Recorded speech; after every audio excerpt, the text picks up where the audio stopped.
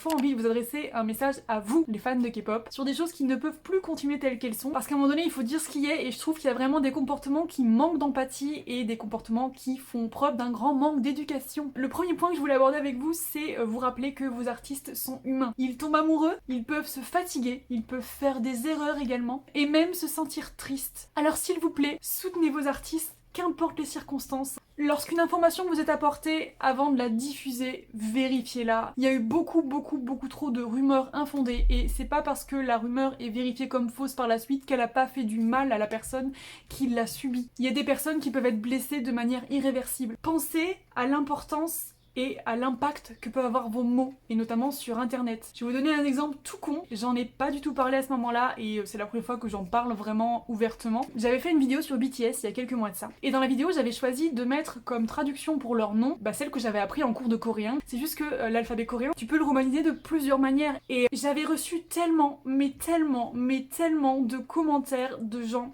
qui étaient si désagréables, qui me disaient que je m'étais trompée, et que c'était faux ce que j'avais marqué, alors qu'en fait non. Et je vous avoue que pendant plusieurs mois, je n'osais plus aller voir les commentaires sur cette vidéo. Et à l'époque, ça m'avait beaucoup atteint, alors que c'est rien, mais par rapport au nombre en fait, et ça devient pesant. Et vous imaginez des artistes qui sont suivis par des millions de personnes, quand il y a des milliers et des milliers de personnes qui leur envoient des messages négatifs, des messages pour leur dire qu'ils sont pas assez bien, qu'ils font pas assez bien, mais est-ce que vous pouvez imaginer à quel point ça peut être horrible? Parce qu'à force de lire ça partout, on finit par se dire que les gens ils ont raison. Arrêtez, s'il vous plaît, ces guerres de fandom. Vraiment, ça sert à rien. Qu'est-ce que ça peut faire de savoir que BTS est plus populaire que Blackpink, ou inversement? À quel moment c'est important? Soutenez vos artistes, c'est tout ce qui compte. Et je reçois souvent des messages qui me disent vite, Sam, va streamer la vidéo de BTS, faut qu'elle dépasse un certain nombre. Mais depuis quand ce genre de comportement est devenu normal et obligatoire? Et de plus, c'est pas parce que vous suivez un groupe que vous êtes obligé d'en suivre d'autres. Vous avez le droit de n'aimer qu'un seul groupe de K-pop. Également, c'est pas grave si vous connaissez pas tous les noms des artistes des groupes que vous suivez.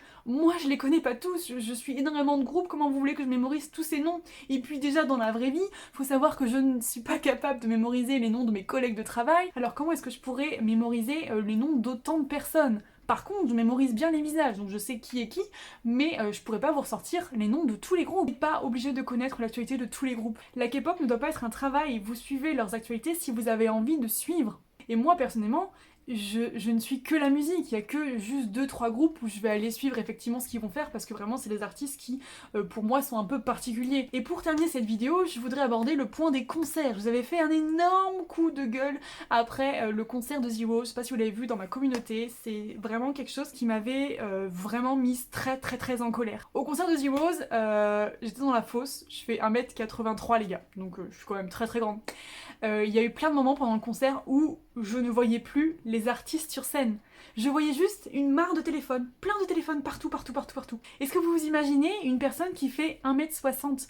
Comment est-ce qu'elle peut voir le concert avec vos téléphones? Alors oui, on a tous envie de se garder des souvenirs, de prendre des photos, etc. Mais vos téléphones, vous le mettez à la hauteur de vos yeux. Si tout le monde respectait ça, ce serait beaucoup mieux. Vous imaginez l'artiste qui voit même plus le visage des fans, qui voit que des téléphones, à quel moment c'est agréable pour eux?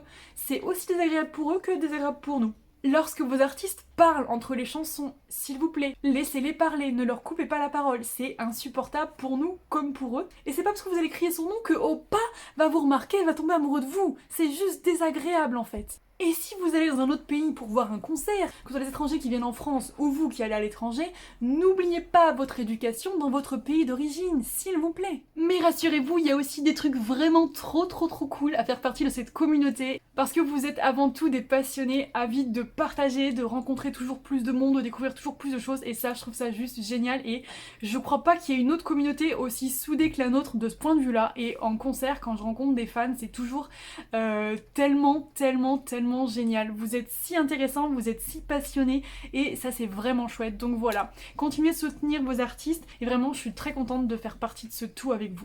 Bref, c'était une vidéo un peu coup de gueule, mais je pense que c'est des choses que on a besoin de dire et c'est des choses que j'avais besoin de dire aussi. N'hésitez pas en commentaire à me dire quelles autres choses vous dérangent dans notre communauté pour qu'on puisse faire changer peut-être les choses. Et moi je vous fais plein de bisous, je vous dis à très vite pour une prochaine vidéo. Allez, popo, bye bye.